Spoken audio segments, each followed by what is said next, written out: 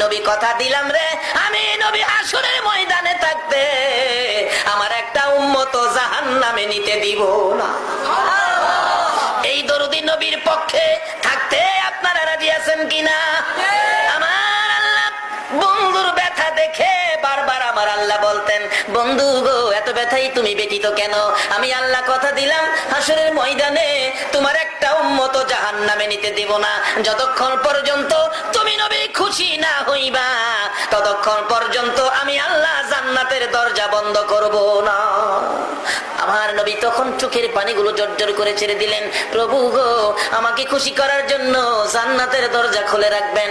হ্যাঁ বন্ধু কথা দিলাম, আমাকে যদি খুশি করার জন্য এত কিছু করতে পারেন, আমি একটা দাবি করি, এই দাবিটা আপনি পুরা করেন। কি দাবি বন্ধু? প্রভু হাসরের ময়দানে আমার উম্মতের গুনার খাতাগুলো আমি নবীর হাতে দিলে আমি খুশি হইব। আমার আল্লাহ বলেন, বন্ধু তোমার হাতে কেন দেওয়ার জন্য বলছো?